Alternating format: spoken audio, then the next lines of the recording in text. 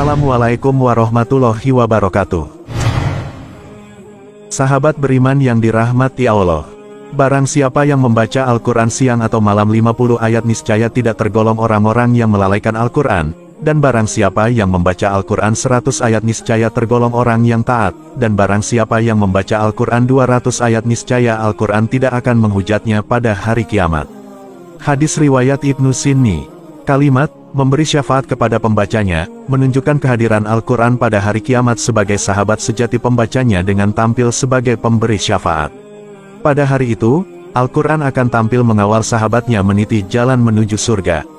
Syekh Abdul Fattah Al-Qadi, seorang ulama qiraat, fikih, dan sastra Arab asal Al-Azhar Mesir menjelaskan dalam bukunya, bahwa syafaat Al-Quran berbeda dengan syafaat lainnya di hari kiamat. Syafaat Al-Quran mencegah seseorang jatuh dalam kobaran api neraka, sedangkan syafaat yang lain mengangkat dan menyelamatkan seseorang dari kobaran api neraka. Artinya seorang yang mendapatkan syafaat Al-Quran, ia akan tercegah dan tidak sampai jatuh dalam kobaran api neraka meskipun ia divonis sebagai penghuni neraka. Sementara orang yang mendapatkan syafaat selain Al-Quran, maka ia diangkat dari dalam kobaran neraka setelah merasakan panasnya api neraka. Adapun 4 bentuk syafaat Al-Quran di akhirat bagi orang yang dekat dengan Al-Quran, yang mencintai, senantiasa mempelajari, membaca, mentadaburi, menghafalkannya, dan berupaya mengamalkan isinya. 1. Al-Quran menjadi tameng dari siksa kubur. Dalam sebuah riwayat, Amr bin Murrah menjelaskan, bahwa Al-Quran akan melindungi pembacanya dari siksa kubur. Diriwayatkan, jika manusia masuk ke dalam kubur, kemudian muncul semburan api sebagai siksa kubur yang akan melumatnya dari berbagai arah, maka Al-Quran datang untuk menyelamatkan.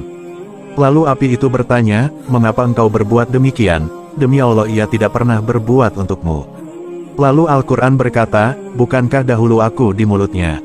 Maka tidak henti-hentinya melakukan pembelaan untuk menyelamatkan sahabatnya. 2. Memberi mahkota bagi orang tua. Orang tua memiliki kewajiban terhadap anak-anaknya, antara lain yaitu mengajarkan untuk cinta kepada Allah, Rasul-Nya, serta mengajarkan Al-Quran. Bagi para orang tua yang memiliki kemampuan, kepandaian, membaca Al-Quran adalah wajib mengajarkannya kepada anak-anaknya dan membimbingnya bersahabat dengan Al-Quran.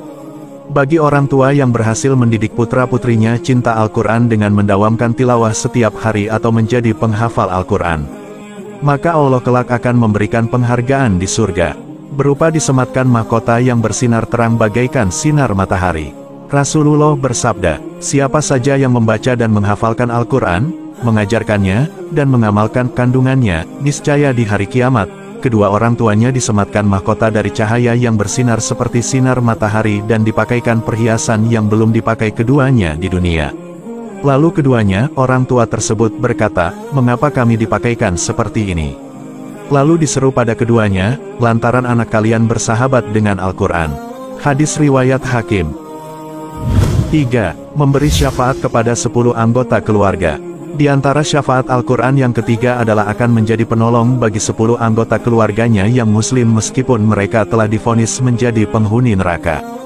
Hal ini telah dijelaskan oleh Nabi dalam hadisnya yang diriwayatkan oleh Imam Tirmizi dan Ibnu Majah dari Ali bin Abi Thalib. Siapa saja yang membaca Al-Quran, lalu ia menghafalnya dan menjaganya, niscaya Allah akan memasukkannya ke dalam surga, dan menjadikannya dapat memberi syafaat kepada 10 orang dari kalangan keluarganya, meskipun semua telah ditetapkan masuk neraka. Hadis riwayat Ahmad dan Tirmizi. 4. Sebagai penentu derajat surga, ayat-ayat Al-Quran ibarat anak-anak tangga yang akan menghantarkan pembacanya pada tangga tertinggi di sisi Allah Subhanahu wa Ta'ala. Keindahan suara bacaan Al-Quran di dunia akan mengusik perhatian Allah serta kerinduan untuk mendengarkan kembali di surga. Inilah yang menjadikan Allah memerintahkan pembaca Al-Quran untuk naik ke tangga kemuliaan hingga mencapai anak tangga sesuai dengan akhir ayat yang dibaca di dunia. Semakin bertambah ayat yang dibaca, semakin tinggi pula anak tangga kemuliaan yang dinaiki. Rasulullah bersabda, dikatakan kepada sahabat Al-Quran, bacalah, naiklah, bacalah dengan tartil sebagaimana engkau membaca dengan tartil di dunia. Karena sesungguhnya derajatmu di surga menurut akhir ayat yang engkau baca. Hadis riwayat Abu Daud dan Tirmizi dari Amr bin Ash. Syafaat Al-Quran pada hari kiamat adalah nyata dan tidak terbantahkan. Untuk mendapatkan syafaat Al-Quran, seseorang meski memiliki hati yang terikat dengan Al-Quran. Menjadikan Al-Quran sebagai sahabat karib yang selalu dekat di mata dan juga dekat di hati. Kita dan anak kita menguasai teknologi adalah sangat baik, kita dan anak-anak kita menguasai banyak bahasa asing juga sangat baik, kita dan anak-anak kita sukses dalam karir juga adalah sangat baik. Namun demikian, jangan sampai diri dan anak-anak kita bodoh dan jauh dari Al-Quran, hingga maut datang menjemput. Sesungguhnya hal tersebut merupakan musibah besar yang jarang dipahami oleh orang-orang Islam.